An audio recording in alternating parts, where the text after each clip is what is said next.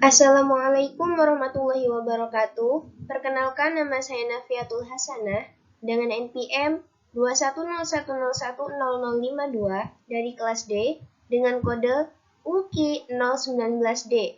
Di video ini, saya akan menjelaskan materi tentang ilmu qasas Al-Quran. A. Pengertian ilmu qasas Al-Quran. Menurut bahasa, kata qasas adalah bentuk jamak dari qisasoh yang berarti mencari atau mengikuti jejak. Adapun kisah, menurut istilah adalah saluran tentang kehidupan atau semacam kebahagiaan dari kehidupan yang mengungkapkan suatu peristiwa satu dengan peristiwa yang lain agar berkaitan. Jadi, arti dari qasas Al-Quran adalah kabar-kabar Al-Quran tentang keadaan-keadaan umat yang telah lalu dan kenabian masa dahulu, serta peristiwa-peristiwa yang telah terjadi. Kemudian ada pengertian qasas Al-Quran menurut para ahli. Yang pertama, menurut Rahmat Syafi'i. Menurut Rahmat Syafi'i, qasas Al-Quran adalah lebih dekat dengan pengertian sejarah dari kisah sebagai bentuk modern. Sedangkan yang kedua, menurut DRO Mukarromah, qasas Al-Quran adalah pemberitaan mengenai keadaan umat terdahulu, nabi-nabi terdahulu, dan peristiwa yang pernah terjadi. Yang ketiga, menurut Hasan Abbas. Menurut Hasan Abbas, qasas Al-Quran adalah kisah-kisah yang dipaparkan dalam Al-Quran dengan tujuan tersendiri. Pandangan ini pun didukung oleh Mohsa Rizal dan Nurazan Muhammad, bahwa kisah-kisah ini memainkan peranan dalam menjelaskan makna dan pengajaran yang dikehendaki oleh Allah Subhanahu wa Ta'ala untuk dijadikan panduan. Kemudian B, macam-macam qasas Al-Quran. Qasas Al-Quran dapat dibagi menjadi beberapa macam. Ada yang menceritakan tentang nabi-nabi dan umat terdahulu, ada yang menceritakan berbagai macam peristiwa yang terjadi di masa lalu, dan ada juga hikayat yang berkaitan dengan peristiwa-peristiwa yang terjadi pada masa Rasulullah SAW. Nah, kisah-kisah dalam Al-Quran ini dapat dibagi menjadi 4. Yang pertama, ada dari segi waktu.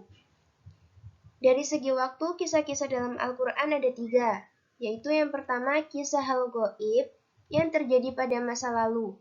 Contohnya yaitu kisah tentang dialog malaikat dengan Tuhannya mengenai penciptaan khalifah bumi sebagaimana yang dijelaskan dalam Quran Surat Al-Baqarah ayat 30-34.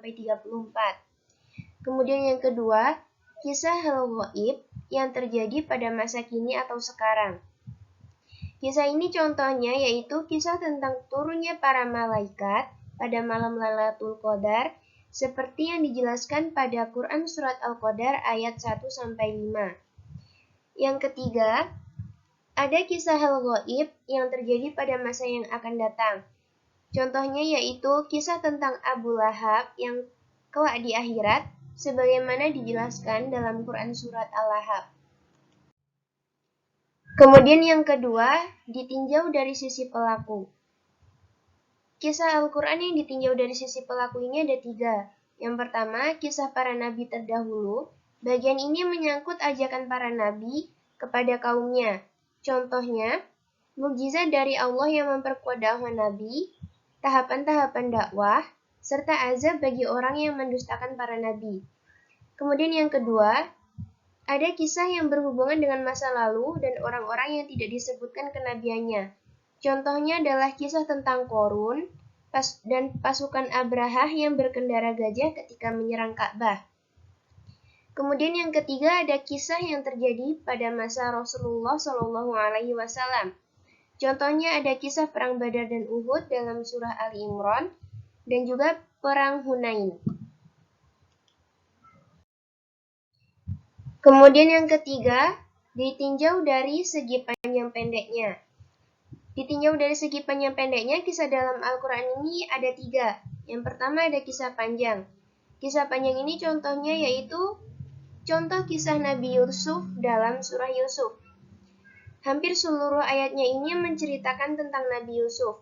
Selain Nabi Yusuf, ada juga cerita tentang Nabi Musa dalam surah Al-Qasas dan Nabi Nuh serta kaumnya dalam surah Nuh.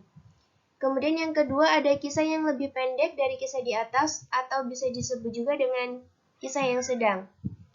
Contohnya yaitu kisah Maryam dalam surah Maryam, kisah Nabi Adam dalam surah Al-Baqarah, dan kisah ini terdiri dari 10 atau beberapa belas ayat saja.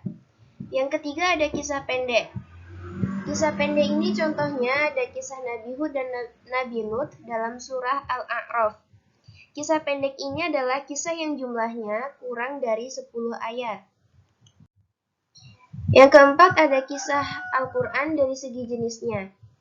Menurut M. Khulafullah, dilihat dari segi jenisnya, kisah-kisah di dalam Al-Quran ini dapat dibagi menjadi 3. Yang pertama yaitu kisah sejarah, yang kedua kisah perumpamaan, dan yang ketiga ada kisah asatir.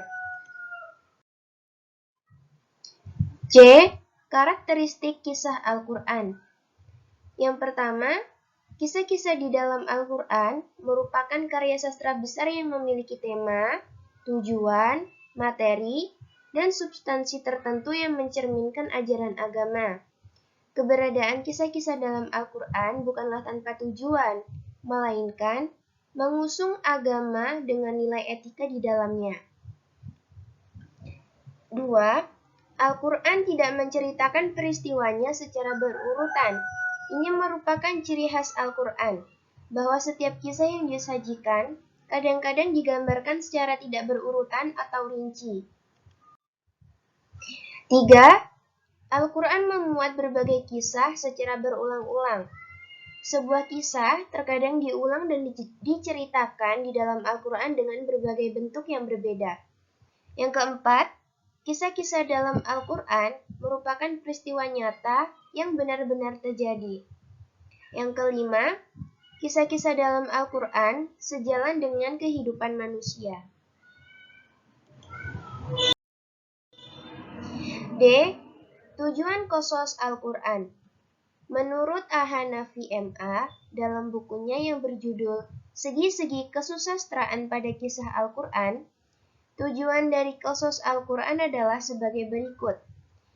Yang pertama, memantapkan kerasulan Nabi Muhammad SAW. Yang kedua, menyatakan bahwa semua agama yang dibawa Rasul dan para Nabi berasal dari Allah Subhanahu wa Ta'ala. Yang ketiga, menjelaskan bahwa agama berasal dari Allah Subhanahu wa Ta'ala, maka sumber dasarnya sama. Yang keempat, mengingatkan manusia akan godaan dan bahaya iblis yang menyesatkan manusia. Yang kelima, menerangkan kekuasaan Allah Subhanahu wa Ta'ala yang telah menciptakan peristiwa luar biasa. Yang keenam, sebagai pelajaran dan peringatan bagi umat muslim. Yang ketujuh, menyibak kebohongan para ahli kitab dengan hujah dengan membenarkan keterangan dan petunjuk yang mereka sembunyikan. Kemudian ada tujuan Qasas Al-Quran menurut Ismail Lubis.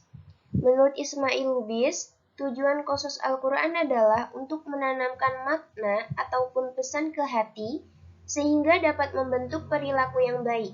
Oleh karena itu, tidak heran apabila timbul perubahan yang lebih baik bagi pembaca atau pendengarnya. E. Pengulangan kisah dalam Al-Quran. Dalam menyampaikan kisah, Al-Quran terkadang menyebutkannya tidak hanya sekali, tetapi mengulanginya dalam beberapa surah lainnya. Seperti kisah Nabi Musa yang diulang-ulang oleh Al-Quran dalam 124 ayat, dan serangkaian kisahnya ini tersebar dalam 30 surah. Lalu, untuk apa sih tujuan Al-Quran mengulangi kisah ini?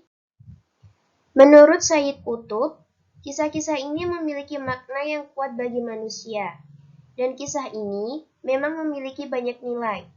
Sedangkan menurut M. Khalafullah, alasan logis untuk mengulang kisah Nabi Musa dalam Al-Quran, karena Nabi Musa adalah nabi orang-orang Yahudi yang agamis saat itu.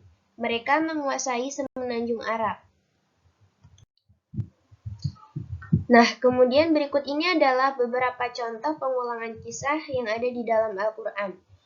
Yang pertama, kisah iblis yang tidak mau tunduk kepada Nabi Adam dalam Quran Surat Al-Baqarah ayat 34, Surah Al-A'raf ayat 11, Surah Al-Hijr ayat 31, Surah Al-Isra ayat 61, Surah Al-Kahfi ayat 50, Surat Toha ayat 116, dan Surah Shad ayat 74.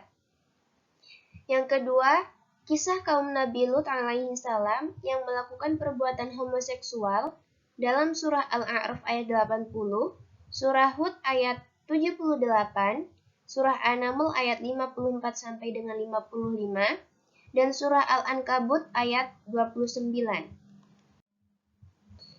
Yang ketiga, kisah istri Nabi Lut yang dibinasakan dalam Surah Al-A'raf ayat 83, Surah Hud ayat 81, Surah Al-Hijr ayat 60, Surah Asyura ayat 171, dan Surah An-Naml ayat 57. Yang keempat, ada kisah malaikat yang bertamu ke rumah Nabi Ibrahim dalam Surah Hud ayat 69 sampai 76, Surah Al-Hijr ayat 51 sampai dengan 58, dan Surah Az-Zariyat ayat 24 sampai dengan 29. Yang kelima ada kisah percakapan Nabi Musa dengan Fir'aun di dalam Surah Al-A'raf ayat 104 sampai 106, Surat Toha ayat 49 sampai 53, dan ayat 57 sampai dengan 58.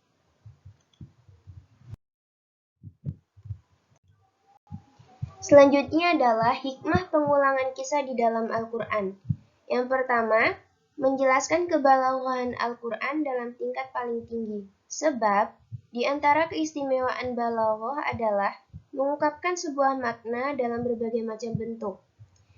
Yang kedua, menunjukkan kehebatan mukjizat Al-Quran. Yang ketiga, memberikan perhatian besar terhadap kisah tersebut agar pesan-pesan lebih melekat dalam jiwa. Yang keempat, perbedaan tujuan karenanya kisah itu diungkapkan. Maka, sebagian dari makna-maknanya diterangkan di suatu tempat karena hanya itulah yang diperlukan. Baiklah, sekian video penjelasan materi dari saya. Kurang dan lebihnya saya mohon maaf. Saya akhiri. Wassalamualaikum warahmatullahi wabarakatuh.